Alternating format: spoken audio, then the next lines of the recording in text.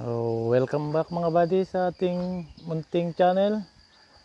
Meron tayong content video ngayon ay magre-react tayo sa video na ipinadala sa atin ng kasamahan natin sa work na about sa grader. So hydraulic content tayo mga buddy. So ang ating team, mag-hi kami no sa ating viewer. Hi, hello. Hello. Oh, yan. So, may pinadala siya sa ating video mga buddy. Kung ano yung diferensya ng kanyang grader. Grader yung ating gagawin mga buddy.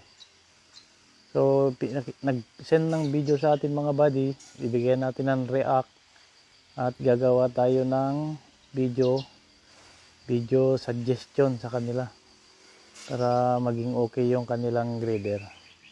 So panoorin natin ng video na pinadala sa atin, then gumawa tayo ng video reaction para sa kanila.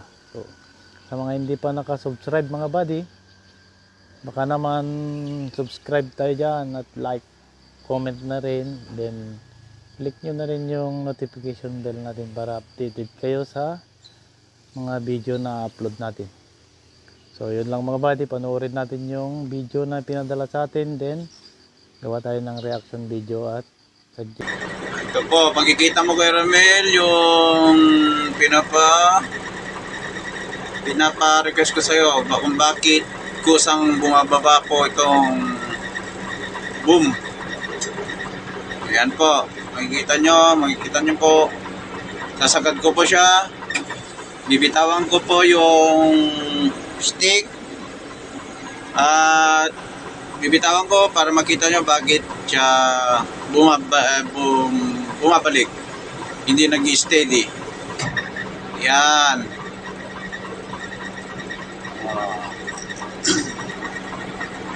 Ulitin ko po, tataas ko po yung boom. Dapat yan, pag tinaas ko, nabibitawan ko po yung stick, ay kusa siyang hindi babalik. Pero ito, pag binitawan mo yung stick, kusa naman siyang bababa.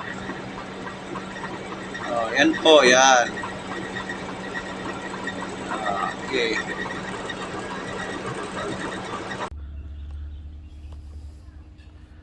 So ito yung sinasabi nila mga buddy na pag isinusuro daw niya yung grader, kusang humihiga itong arm na to. Kung pakaliwa man o pakanan, ito yung boom niyan mga buddy. Ito junior, ito yon. Dapat i-trouble nyo muna dito. Tignan nyo kung itong boom na ito, yung packing niya sa loob is baka sira. Kahit na makita nating walang tagas dyan, kasi yung packing nito sa ibabaw, kung maganda naman, hindi talaga lalabas yung langis dyan. Pero meron siyang piston sa gitna yan, na kung lusot yung piston doon, yung pinaka-packing ng piston, yung langis dito mga buddy, ito, yung langis dito, maaaring pupunta rito sa kabilang outlet. Yung langis naman dito, maaaring pupunta ron. So, magkakaroon siya ng hangin. Kaya pag sinusuro niya, yan, kusang hihiga yan. Yung boom na yan, hihiga pa ganun, pakaliwa, kung ano man. Yan. Yan. Dito muna kayo mag-trouble. Total, maliit lang naman to. Tanggalin nyo. Tingnan nyo yung piston sa loob. Maaring yung piston ang sira, o yung packing niya, o kaya yung cylinder niya, baka yung cylinder natin is accurate dito sa accurate siya dito ang tawag dito sa entrance. Maaring sa gitna is maluwang or doon ang maluwang, kaya dapat sukatin hanggang doon. Yun. Tapos kung talagang wala dito ang diferensya sa boom na to, doon tayo sa control. Dito, kung asan yung control nito, dito doon tayo. Yan, meron pa isa doon sa kabila kung saan man yung control niyan, sa stick niyan. Doon tayo. Kasi yung check valve niyan, Yung pinaka check valve nito nandito yan. Doon, kung wala dito nandun yan sa kabila. Pero para sa akin mas madaling magumpisang mag-trouble dito sa boom na to. Maaring malaki yung posibilidad na yung piston dito sa loob is singaw. Kaya yung pressure nito lumilipat dito sa kabila. O kaya yung pressure naman nito lumilipat sa kabila, kaya ito hihiga niya yan. Ito, hihiga niya yung boom na yan. So yan. So yan muna, yan. So yun lang mga buddy, kasi may nag-request sa atin na gawin itong video na to.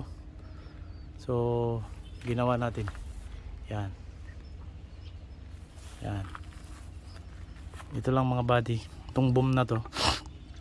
Pag wala ditong diferensya mga buddy at talagang accurate yung piston dito sa loob, is talagang walang diferensya at talagang totally na walang diferensya yan, doon tayo sa control na yun mga buddy. Yan. Yan. Yung control na yan, magkabila yan. Depende kung nasan yung pinaka control nito, yung stick nito, meron siyang check valve dyan. Maaring singaw yung check valve doon. Pero dito muna kayo mag-umpisa mga buddy, para madali kayong mag trouble and error.